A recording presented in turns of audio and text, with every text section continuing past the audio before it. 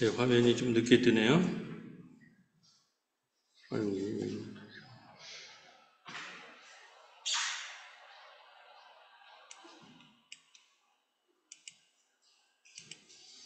네.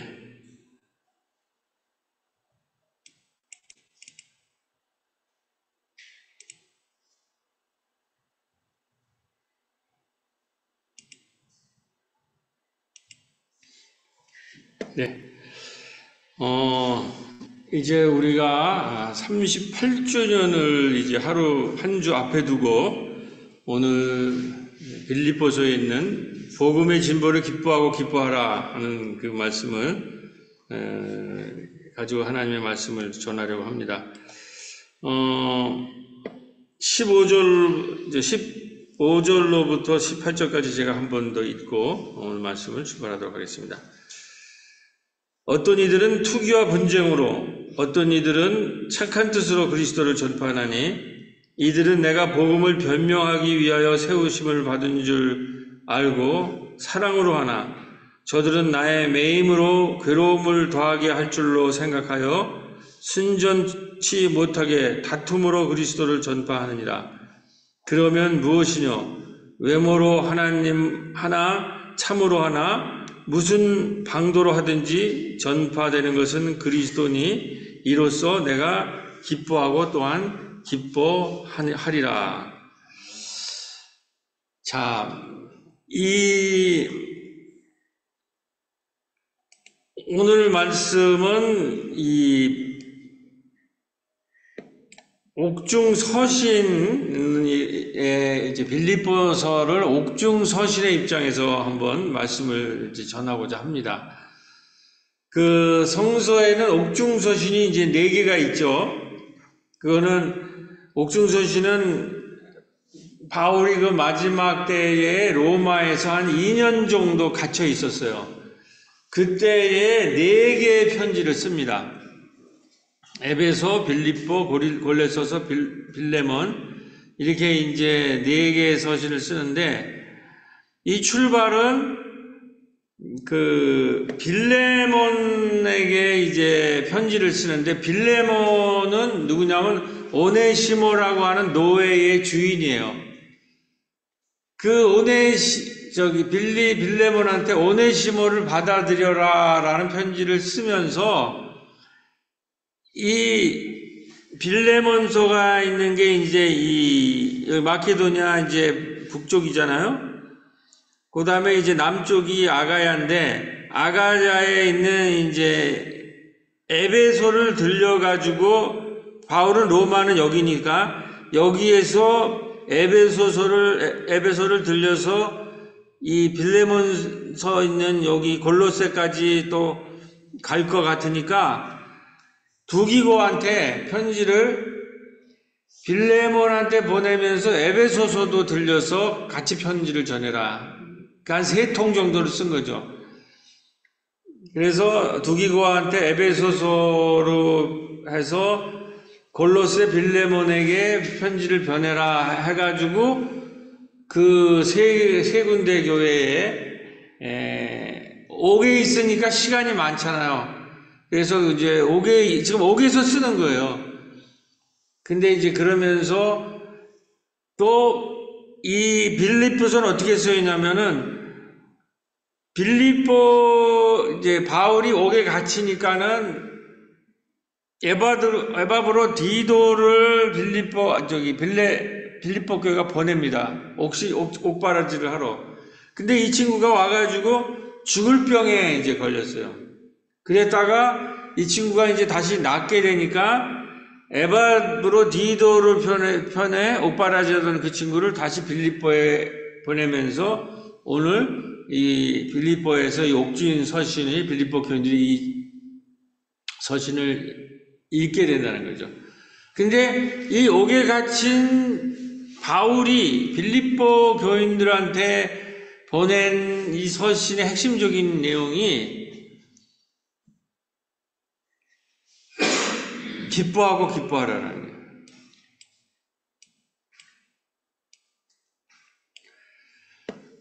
그런데 이 지금 빌립보 교회의 상황이 굉장히 참으로 좀 뭐라고 야릇하다 그러나, 이제 보내는 빌립보 교회는 우리가 다 알듯이 바울을 옥바라지도 하고 그리스도 안에서 선한 일을 한 사람이 그날에 너를 이룰 줄을 아노나, 이런 식으로 굉장히 이 바울이 사모하는, 사랑하는 이런 그 교회인데, 그래서 우리가 이제 빌립보에 대해서 마냥 좋은 일만 있다고 생각하는데, 이제 그렇지 않은 측면도 있는 거예요. 바울이 개척한 어느 교회나 마찬가지로 거기에는 투기가 있고 질투가 있고 싸움이 있고 갈등이 있고, 이 교회도, 빌립보 교회도 이제 이러한 그 갈등의 그 조짐이 이제 보이고 있는 거예요. 그래서 12절에 보면, 1장 12절에 보면은 바울이 뭐라고 그러냐면, 나의 형제들아, 나의 당한 일이 도리어 복음의 진보가 된 줄을 너희가 알기를 원하노라. 나의 당한 일이 뭐예요? 내가 지금 옥중에 갇혀서 매이매여 있는 거, 옥에 갇혀서 매여 있는 것이 여러분들이 보기에는 이게 꼭 안 좋은 일이라고만 생각할 수 있는데 그렇지 않다는 거죠. 이것이 오히려 복음의 진보가 될 거라고 하는. 제가 이거 옛날에 설교할 때, 그때 이제 어떤 이 바울이 이런 그 자기가 지금 옥에 있어서 아무것도 할 수 없는 상황인데 복음이 진보된다라고 하는 이런 자신만만한 이 얘기를 어떻게 했을까? 그 얘기를 이제 설교하면서 그런 말씀을 드렸죠. 바울은 지금 로마의 옥에 갇혀 있지만은 바울의 젊은 제자들, 2차 전도여행에부터 한 젊은 제자들, 대표적인 디모데, 실라, 오늘 나온 디도, 이런 친구들이 바울의 서신을 유럽의 곳곳에 전했다라는 거예요. 그러니까 바울의 서신은 당대의 일종의 인터넷이었다는 거예요. 그러니까 바울은 그런 통신망을 갖고 있었던 거예요. 그러니까 옥에서 있으면서 지금 4곳에 있는 옥중 서신은 4곳의 편지를 쓰잖아요. 그러니까 이 신약성서에 바울의 서신이 굉장히 다수를 사복음서의 제약은 주로 바울과 그의 제자들의 서신이, 그 다음에 뭐 사도행전, 요한계시록은 좀 다른 거지만 이 서신으로 가득 차 있는데, 바울은 지금 옥에 갇혀있고 매어있지만 바울의 서신이 유럽 전역으로 복음을 전파하고 있다라는 자신감, 이래서 결국 로마 제국과의 싸움에서 우리가 승리할 것이라는 자신감이 있었다는 거예요. 복음이 진보한다는 거. 자기는 매어있지만 제자들이 강력하게 지금 이 서신을 갖고 유럽 전역으로, 그래서 어느 책을 보니까 이거는 바울은 데살로니가 뭐 이런 데에서 그 서신을 쓸 때에 그 회중은 30명뿐이 안 돼요. 근데 온 로마를 대상으로 글을 쓴단 말이에요. 미친놈 아니겠냐 그렇게 생각해요. 그게 아니라는 거예요. 아주 적은 수의 이런 무리지만은 이게 이따 뒤에 나오겠지만 전역으로 펴질 수 있다는 거예요. 인터넷 같은 게 서신이 있어서. 그리고 실질적으로 그렇게 오늘날도 우리가 이 서신을 읽잖아요. 2000년에. 그러니까 내가 당한 일이 오히려 복음의 진보가 된 줄을 너희가 아노라, 이렇게. 그래서 지금 우리가 옥중 서신이라고 말씀해요. 옥에 갇혀 있지만 복음은 진보된다는 거예요. 근데 왜? 진보가 되지만 지금 고린도 교회 상황은 어떠냐? 자기가 나의 매임이 그리스도 안에서 온 시위대 안과 기타 모든 사람에게 나타나서, 자기가 있는 근처에도 왕실을 지키는 사람들이 복음을 받아들이기 시작했다는 거죠. 왜냐하면 이 얘기를 왜 하냐면 이 빌립보서는 루디아잖아요. 루디아의 집에서 개척한데 루디아가 왕실의 옷감을 두아디라 출신의 자색 옷감 장소, 그 자색은 왕실의 옷감을 대는 사람들 아니에요. 그런 어떻게 연출이 돼가지고 그 왕실 시위대들도 복음들을 받아들이는, 그렇게 하면서 내 14절에 나의 매임으로 인하여 주 안에서 신뢰함으로 겁없이 하나님의 말씀을 더욱 담대하게 말하게 되었다. 내가 매여 있지만 담대하게 지금 하나님의 말씀을 전하고 로마 전역으로 복음이 지금 나의 제자들에 의해서 진보되고 있다는. 여기까지는 좋아요. 근데 이 빌립보 교회나 또 여러 교회를 볼 때에 이런 소식을 듣는 거예요. 어떤 사람은 좋은 뜻으로 그리스도의 복음을 전하는 사람이 있는데 어떤 이들은 투기와 분쟁으로 복음을 전한다는 거예요. 이게 너무나 17절은 너무나 이게 노골적인데, 근데 그러니까 바울과 경쟁하려고 하는 사람이 있다라는 거예요. 그러니까 바울은 그 교회에 늘 이런 사람들이, 그 대적자들이 있어요. 그러니까 저도 처음에 바울은 너무 위대한 사람이라서, 하나님의 신령한 사람이라서 모든 게 다 인격적으로 처리되고 그 교회는 편안하고 아무 문제도 없고, 제가 신학을 하기 전에는 바울에 대한 인생이 그랬어요. 그리고 완벽한 사람이다. 전혀 흔들림이 없이 완벽하고, 그래서 성령의 사람이 있거든 하는 일마다 범사가 잘 되고 아무 근심 걱정 없이 모든 게 형통한 사람이다. 근데 서신을 보면 모든 서신에 그 교회에 문제를 일으키고 바울과 대적하는 사람들이 등장한다는 거예요. 그걸 아주 바울이 골머리를 앓게. 이제 오늘 이제 그 얘기가 이제 또 중간에 아주, 바울이 예를 들면 빌립보 이전에 소아시아 지역에서 어떤 일을 당해서 여러 차례 말씀드렸지만, 소아시아 지역에서 도저히 복음을 전할 수가 없어서 유럽으로 젊은이들이 뛰어들었는가. 유럽으로 뛰어들었는데도 이 빌립보에서도 여긴 유대인들이 아직 회당이 없는데도 여기서도 비슷한 일이 일어나는 거예요. 그러니까 하도 이게 이 소아시아 지역에서 가면 방해가 나타나고 가면 길을 가로막고 그러니까 거기서 성서에 있잖아요.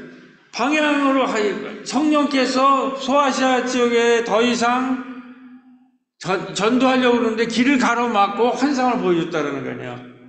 그게 무슨 얘기냐면 너무 방해가 심해서 도저히 더 이상 복음을 전할 수 없을 정도가 됐다라는 거예요. 그 상황에서 성령이 막았다고 표현하고 신앙적으로 환상을 보여줬다는 거예요. 그래서 새로 방향을 유럽으로 틀면서 이 얘기의 속 깊은 얘기를 오늘 이 빌립보가 첫 유럽에 들어서 첫 개척한 데 아니에요. 근데 여기 어떤 사람이냐면 17절에 저들은 나의 매임에 괴로움을 더하게 할 줄로 생각하고 순전치 못하게 다툼으로 그리스도를 전파하니. 바울이 지금 갇혀 있다고 하는 거가 아유 고소해 이렇게 하고, 요때 내가 좀 뭔가 부각되고 싶고 내가 뭔가 이 복음 전토에 뭔가 내가 주인 노릇을 좀 하고 싶은 이러한 생각으로 다툼이나 분쟁으로 하거나 바울이라는 사도가 없는 사이에 그 매임에 괴로움을 더해 주려고 자기가 갇힌 거를 너 말고 복음 전파할 사람 더 있어 뭐 이런 식이었다는 거죠. 그 심보가. 이게 지금 성서에 기록이 돼 있다는 거예요. 그런데 거기에 대해서 그러면 무엇이냐, 외모로 하나 참으로 하나 무슨 방도로 하든지 전파되는 것은 그리스도이므로 내가 기뻐하고 또한 기뻐하노라. 순전한 마음으로 정말 그 복음의 진보를 위해서 하는 복음 전파가 되는 사람이 있지만은 시기와 질투하거나 바울의 옥에 갇힌 것에 대해서 괴로움을 더해 주려고 하는 이런 생각으로 하는 사람들이 있는데, 하여튼 복음은 전파되고 있어서 나는 기뻐한다고 하는 거예요. 그런데 그 괴로움을 더해 주려거나 시기나 투기와 분쟁으로 전하는 것은 복음을 진보시키지는 못한다는 거죠. 그래서 나중에 나의 가침이 복음의 진보가 되게 한다라는 것에서 갈리는 거예요. 그것은 뭐 다 좋다, 좋을 수 있지만, 이러한 이 바울과 다른 생각으로 복음을 전하는 사람들은 어떤 방식으로 전하는 거예요? 바울은 복음이 진보되어야 된다는 거예요. 늘 변하고 새로워져야 된다고 하는데, 이 바울의 대적자들이 이 사람들 나가서 전도는 해요.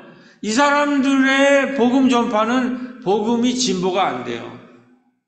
바울이 그토록 소아시아 지역에서 바울과 갈등을 일으켰더는 이 사람들은 아직도 율법에서 벗어나지 못한 낡은 후퇴된 복음을 전하는 거예요. 낡은 진보. 낡은 복음을 전하고 있다는 거예요. 그러니까 이 복음을 우리 삶을 진보시키지 못하는 낡은, 지금 여러분 광화문에서 태극기 부대들도 주로 기독교들이 아닌데, 대형교회 기독교인들, 뭐 정강훈 이런 그 사람들 복음을 열심히 전해요. 근데 그 복음은 삶을 진보시키는 게 아니라 후퇴시키는 낡은 복음이라는 거예요. 그렇기 때문에 이러한 진보된 복음을 전하는 사람들이 나야 된다는 거예요. 제가 이따가 이 책을 소개하려고 합니다. 이렇게 두꺼운 책이 마을목회 유형별 사회와 신학적 성찰이라고 나왔습니다. 이게 굉장히 지금 한국교회의 이제 새로운 방향을 12개 교회를 선정을 해서 목사님들과 신학자들이 같이, 이게 지금 영어로 번역되고 있어요. 그러니까 복음이 있다고 같은 복음이 있는 게 아니라 복음을 진보시키는 복음이 있고, 시기와 투기와 분쟁으로 맨날 광화문에 가가지고 아직도 율법 얘기하고 아직도 사람들을 이렇게 교회 안에나 이런 데 올가매려고 하는, 그래서 역사를 후퇴시키는 이런 복음이 있다는 거예요. 이런 문제에 지금 부닥쳐서 바울이 복음을 전하고 있는 겁니다.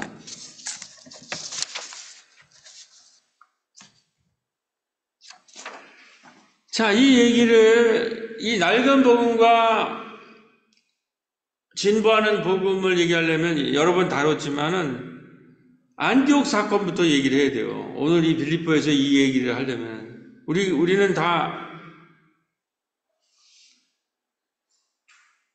알고 있죠. 안디옥 사건이 뭡니까? 베드로와 바나바라고 하는 안디옥의 지도자, 그럼 바울에는, 그때는 젊은 바울은 아직 베드로와 바나바 정도 수준에 있는 지도자는 아니었어요. 거기에서 이제 성경 교사 정도 되는 사람. 근데 이미 예루살렘 공의회에서 이방인과 같이 식사해도 된다는 게 통과가 됐는데, 이 예루살렘에서 사람이 내려오니까 베드로와 바나바가 그 자리에서 도망가는 거예요. 식사를 하다가. 그때에 바울이 반대를 하는 거죠. 그러면서 오히려 그 선배들을 꾸짖어요. 당신들이 왜 이방인들한테 복음이 전파돼야 되는데, 이제 유대교를 넘어서야 되는데, 그거를 다 결의해 놓고 왜 이방인들한테 나가는 거를, 지금 우리가 이제 마을 목회라는 건 교회를 넘어서자라는 것이, 코로나의 마을 목회라는 게, 이게 지금 이 진보적인 복음의 굉장히 중요한 사건, 이렇게 두꺼운 책으로 해서 영어판으로까지 이거 번역됐다는 게, 이렇게, 이거는 뭐예요? 교회를 넘어서서 마을로 나가자 그러는데, 많은 교회들은 아직 여기까지 못 가잖아요. 교회 안에 머물러야 된다라고 하는 것으로, 그게 예를 들면 다 통과됐는데, 다시 후퇴한다는 거예요. 그래가지고, 그 일이 있은 다음에, 사이가 안 좋을 거 아니에요. 베드로나. 자, 근데 어떻게, 이제 정치 지형이 어떻게 돼요? 여기 지금 있죠. 야고보는 예루살렘의 대장이죠. 아, 이게 참.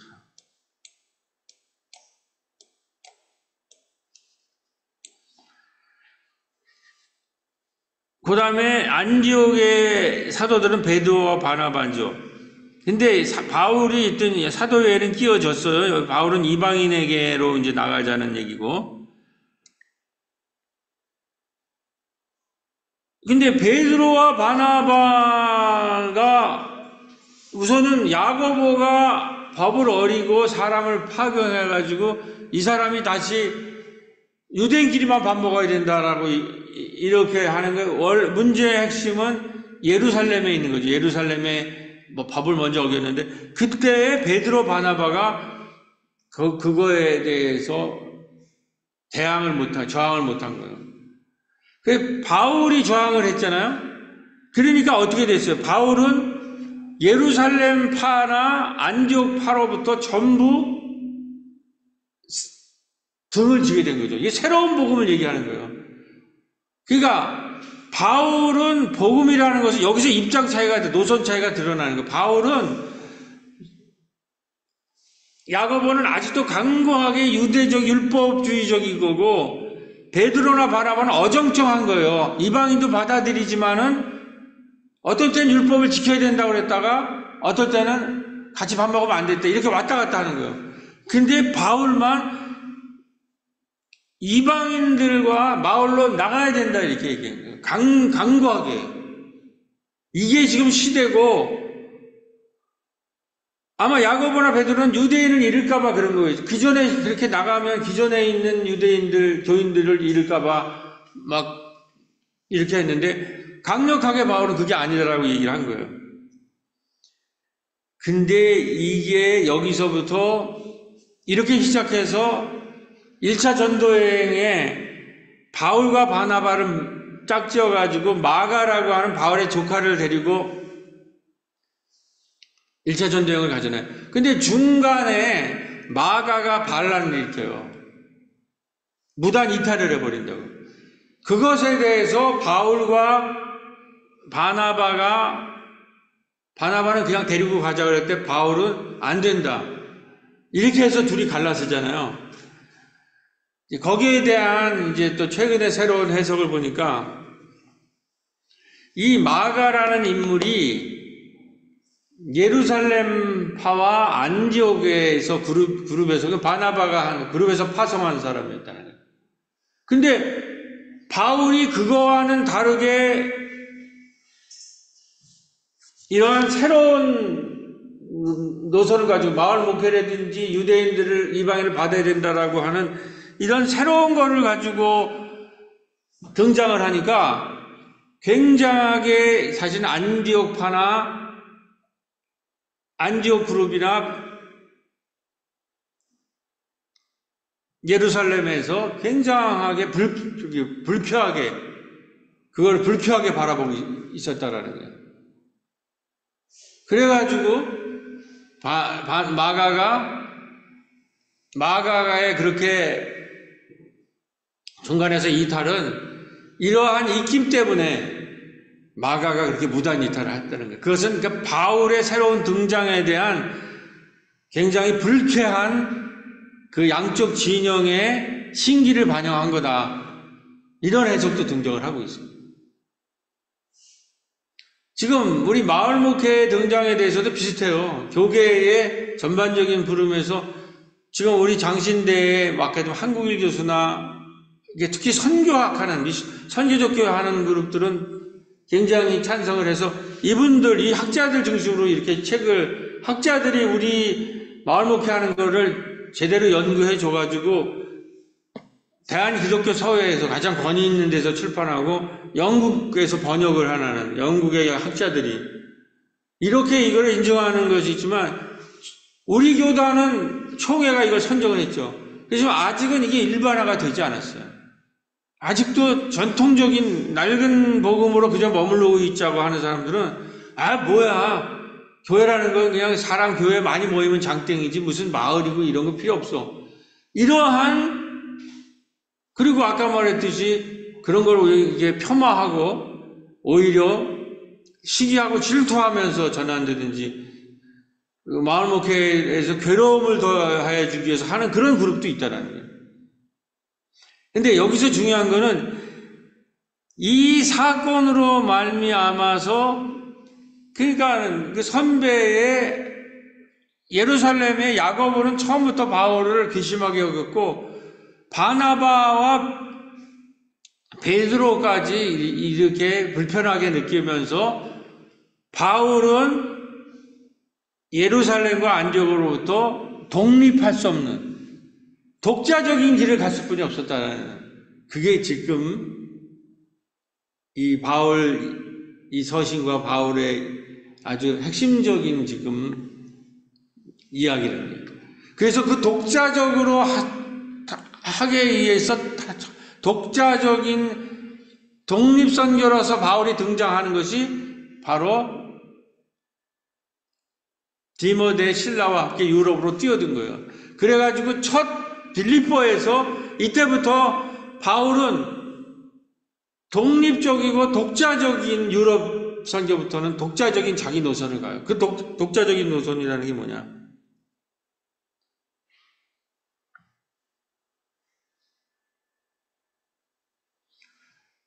이렇게 당시에 모든 선교의 재정이나 인력은 다 어디서부터 나와요?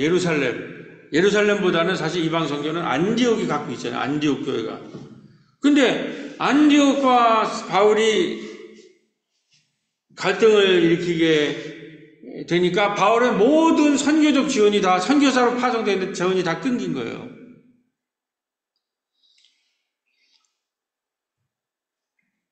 첫 번째로는 바울의 고난은 예루살렘 안디옥으로부터 모든 지원이 끊기고, 근데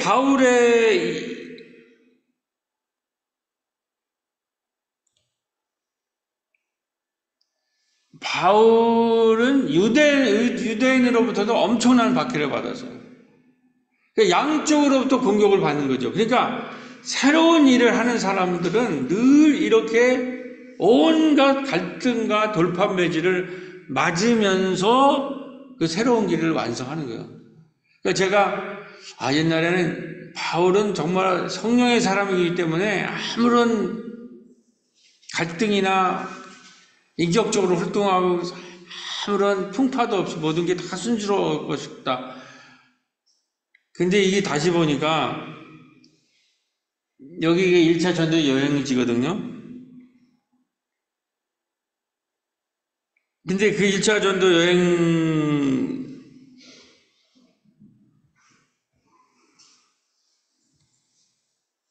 여행지 보면은 여행 내내 안디옥과 이고니온에서 와서 루스드라에서 바울을 돌로 쳐서 피투성이가 돼서 성 밖으로 끌려 나갑니다, 바울이.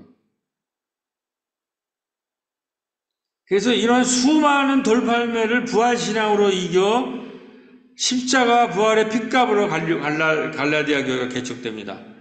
그러면서 바울이 하는 말이 우리가 하나님 나라에 들어가려면 많은 환난을 겪어야 할 것이다 하면서 예수의 몸에 창과 못자국처럼 바울의 몸에는 십자가의 흔적이 분명합니다. 이렇게 되어 있습니다. 그러니까 예수의 몸에 십자가가 있듯이 바울의 1차 전도 여행은 나를 여러분들이 의심하지 말라. 내 몸에는 십자가의 흔적이 있다는 거예요. 이게 뭐냐면 바울이 모든 지원이 다 끊겼고, 첫 번째는 모든 지원이 끊긴 거예요. 예루살렘과 안디옥에. 두 번째는 뭐냐면은 예루살렘 사람들인데 바울이 이 선배들과 핵심적으로 차이점은 뭐냐면은 유대교와 그리스도의 복음이 이스라엘과 이방인뿐만 아니라 남자와 여자, 자유인과 노예, 남자와 여자 모든 사람들에게 다 평등하다라는 얘기예요. 그러니까 유대인이 이걸 받아들일 수가 이방인과 유대인들이 똑같다라는 얘기. 그 다음에 노예주들은 노예주와 주인과 노인, 아까 말한 빌레몬서의 오시네모와 빌레몬과의 사이가 그런 거거든. 주인과 이것도 평등하다. 예수 그리스도 안에서 남자와 여자가 동등하다. 이런 얘기를 이 가장 막내가 강력하게 얘기하니까 그 선배들은 이게 어디 쫄다고 와가지고 이렇게 하고 굉장히 싫어하는 거죠. 그래가지고는 이제 거기서 배척을 하고 유대인들은 이제 바울이 나타나면 이 돌발배로 치는 게 유대인과 어떻게 이방인이 같냐. 당시 노예주들은 어떻게, 노예주랑 어떻게 같냐. 근데 바울은 이게 신앙의 핵심인 거예요. 이게 복음의 진보예요. 복음의 소금과 짠맛이에요. 이게 없으면 아무것도 아니에요. 교회 안에 가득 태극기 부대, 대형교회 그렇게 가득히 있지만 이게 없다라는 거예요. 바울의 이것 때문에 바울은 어마어마한 십자가의 고난을 받은 거예요. 철철 피를 흘리면서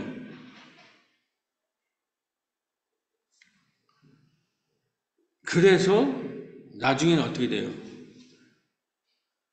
바울이 이방 땅에 들어가서 거긴 이방인들이 더 많죠. 이방인들의 복음을 이방인도 갔다 그러니까 열광적인. 그 다음에 여성들도 갔다니까 여성들, 노예들이 이 교회에 등장하는 거예요. 새로운 복음들이. 그것이 처음에는 어마어마하게 박해를 받았지만 때가 되니까 어마어마한 복음이 되고 나중에는 바나바와 바울과 대등한 초대교회의 선교사가 되고 나중에는 성서의 기록을 보면 어디예요? 바나바는 초반전에 베드로도 한 11장까지 나오고 다 사라져요. 결국은 바울 행전으로 끝나잖아요. 근데 그렇게 해서 우리가 바울 행전으로 보는데 그 이유가 뭐냐면 이 고난 때문에 그렇다는 거예요. 이 고난 때문에.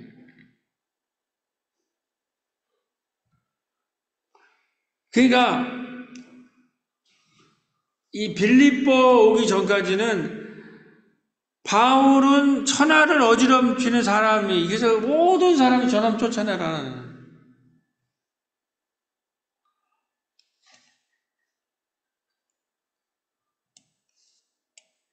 이거 제가 기록이 아니라 어떤 분의 신학자의 얘기입니다. 이처럼 1차 선교 전도 여행 중 이고니온, 루스드라, 더베 등으로 이어지는 갈라디아 행보 내내 이스라엘계 이민자사에서는 어디나 바울의 주장을 극렬히 비판하는 자들이 있었고 그들의 기소로 도시 장국자들도 바울을 위헌문자로 간주하고 탄압하는 일이 비일비재했다. 바울 선교는 이렇게 늘 논쟁적이고 극한 갈등을 유발했으며 도시를 소란스럽게 했다. 갈라디아 선교는 이렇게 바울 특유의 선교가 구체화되는 과정이었다. 하지만 그의 선교가 소아시아에서는 아직 꽃을 피우지 못했다. 그러니까 바울은 가는 곳마다 논쟁적이고 갈등을 유발하고 도시를 소란스럽게 했어요. 그러니까 내가 오해했던 거예요. 바울은 인격적이라서 어디 가나 평화롭고 은혜롭고 그 다음에 모든 것이 편하게 그게 아니라는 거예요.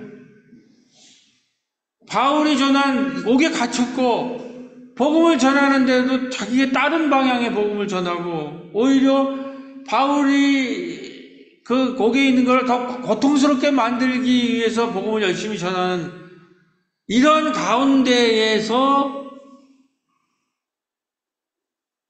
전한 복음이라는 거예요.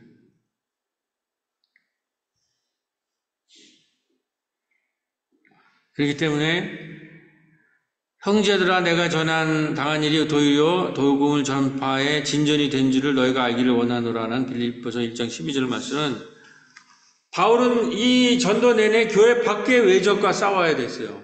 이게 유대교환이에요. 그리고 교회 안에도 대적자가 늘 있었다는 거예요. 어떤 이들은 투기와 분쟁으로, 그들은 나의 매임에 괴로움을 더하여 줄 생각으로 순수하지 못하게 다툼으로 그리스도를 전했다. 이것은 복음을 왜 갈등이 이렇게 일어나냐고요. 바울이 가는 곳마다. 왜 이렇게 고통이 있냐는 거예요. 어려움이 있냐는 거예요. 복음을 전한다는 의미가 선교가 원래 것을 그대로 보존한다는 하여 전하는 것이 아니라 새로운 전환을 해야 된다는 주장을 했기 때문에 그래요.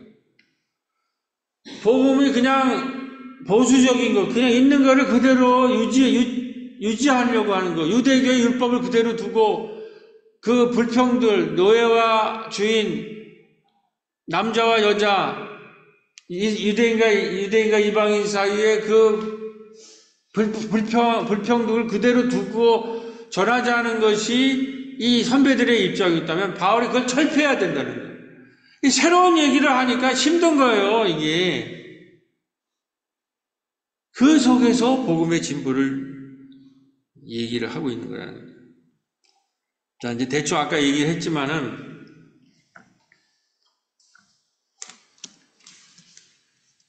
이 책이 저는 복음의 진보를 얘기한다고 생각합니다. 가정교회 마을연구소, 청해교회연구소, 한국얌스라는, 한국얌스는 박보경 교수 우리 교회에 설교하러 한번 오셨죠? 전 세계 선교회의 지금 회장이에요. 이분이 운영하는 게 한국얌스예요. 이분들이 농촌교회와 도수교회 12교회를 선정을 하고 저도 하나 했는데 우리 교회가 만약에 쓰면 황홍열 교수가 부산장시인데 거기에 대해서 신학적 해설을 해준 거예요. 그런데 이제 이것이 우리 한국 기독교가 지금 있는 그대로 낡은 이 교회의 코로나 이후에도 그대로 있는 게 아니라 뭔가 변화되어야 되는데 그 변화되는 것이 지금 한국 교회는 마을 목회라고 신학자들이 지금 생각을 하는 거예요. 그러면서 여기서는 선종된 교회는 잘 알려진 크고 유명한 교회가 아닙니다. 농촌과 도시에서 20-30년간 하나님의 보내심을 따라 지역 안에서 인내하며 헌신적으로 섬겨온 무명의 교회와 목사들의 이야기네요. 작은 교회들을 들어서 그 작은 교회들이 주로 하는 것이 마을 목회거든요. 대형 교회들 어마어마한 교회가 모이는 데가 얼마나 많아요. 그 사람들을 주목하는 게 아니라 마을 목회의 유형별 이거를 성찰을 했다는 거예요. 그래서 지금 마을 미니스터리, 마을이라는 말을 고유명사를 그대로 써요. 이게 지금 영문 번역서거든요. 영문. 영국의 레그넘 출판사에서 7월경에 도시 교회편이 이제 출판이 된다는 거예요. 이제 박보경 교수님 얘기예요. 개인적으로 세계교회에 소개되는 한국교회가 양극단의 형태로 교회 초대교회와 아주 작은 교회로만 초대형 교회와 아주 작은 교회로만 소개되는 것에 불만이 컸습니다. 그러나 이제 작지만 복음의 순수한 열정을 가진 헌신적인 목회자와 성도들이 있는 중소형 교회들을 소개할 수 있게 되어 정말 기쁩니다. 이제 이 박보경 교수가 이제 세계교회의 선교학회 회장이고 또 우리 장신대의 한국일 교수님, 선교학 교수, 또 기독교 교육학에 있는 김도일 교수 이런 분들이 이게 세계교회에 소개돼야 된다. 그래서 저도 하여튼 어떻게 여기 껴서 이게 지금 세계교회 영문으로 소개돼가지고 한국교회뿐만 아니라 이걸 복음의 진보라고 저는 얘기한다고. 우리 38주년을 맞으면서. 그러면서 여기에서 지금 출판 기념 걸로 해서 여기 기독교 소회에서 이벤트까지 이렇게 하게 됩니다. 이런 가운데 우리 교회는 38주년 가자 돌봄교회 돌봄마을로 하는데, 새롬교회 38주년은 새롬교회가 오랫동안 약대동 마을과 함께 꿈꿔왔던 약대동 통합돌봄마을 이야기가 본격적으로 시작됨을 알리는 한마당입니다. 오셔서 함께 기도하며 꿈을 꾸며 그 꿈을 마을의 마당으로 실현해 나가는 우리 모두가 되길 기도드립니다. 그러면서 아까 함께 이런 지난주에 김경희 권사님이 아주 딱 우리 교회 생일에 맞는 마당에서 어떻게 아이들과 온 마을이 뛰어노는가를 잘 하셔서 초청장입니다. 이게 이렇게 해왔고, 지금 상황은 뭐냐면 교회가 신뢰를 받기 어렵고 더 나아가 희망이 없다고 말하는 시대에, 이게 지금의 우리의 교회 현실이에요. 신뢰가 받기 어렵고 희망이 없다고 하는데 전국에 흩어져 수십 년 동안 꾸준히 성실하게 교회와 지역사회 세상을 섬겨왔으며 하나님 나라의 복음을 말이 아니라 삶으로 보여준 작은 교회들의 이야기라는 거예요. 그래서 우리가 선정되어 있다는 거예요. 우리가 이거를 기억을 해야 됩니다. 복음의 진보라는 거예요. 우리 호신대체 동기인데 강솔영 교수는 믿음은 처음부터 끝까지 믿음만 있으면 모든 문제가 즉각적으로 자동적으로 또 손쉽게 해결되는 요술방망이와 같은 것이니까, 우리는 믿음이 좋다. 제가 바울은 하나님의 사람이니까 모든 게 다 순조롭게 착착착착 요술방망이처럼 됐을 거다. 훌륭한 인격자고 하나님 성령의 사람이니까 모든 게 그냥 아무 갈등도 없고 문제도 없고, 그게 아니라는 거예요. 믿음을 갖게 되므로 우리 삶에 어려움이 부딪히는 경우가 얼마나 많은가. 믿음은 본질적으로 시련과 고통을 통해 성장한다. 달리 표현하자면 믿음은 처음부터 끝까지 십자가를 순환을 동반하는 것이다. 그러니까 우리 교회 여러분, 우리 교회가 여기까지 오기에 얼마나 고난과 순환이 많았냐면, 지금도 마찬가지예요. 어떻게 보면 전혀 나아지지 않았을 수도 있어요. 근데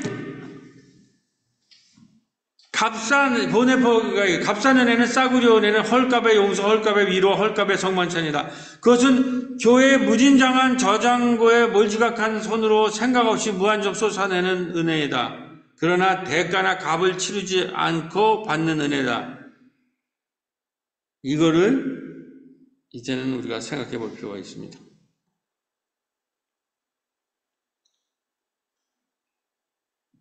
바울의 기쁨은, 그래서 항상 기뻐하라라는 것은 기뻐할 만한 조건, 모든 우리 삶이 편안하고 안락하고 아무 문제가 없는, 내가 보니까 대부분의 성도들이 예수 믿으면 이렇게 되는 줄 알고 있어요. 예수 믿으면 만사가 형통하고 평화고 아무 문제도 안 일어나고 편안하고 은혜가 막 넘치고, 그 거짓말이라는 거예요.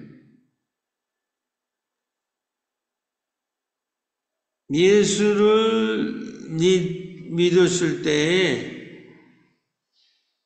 수많은 환난과 고통과 갈등이 있어요. 그러나 빌립보서 4장 10절에 내게 능력 주시는 자 안에서 내가 모든 것을 할 수 있다는 거예요.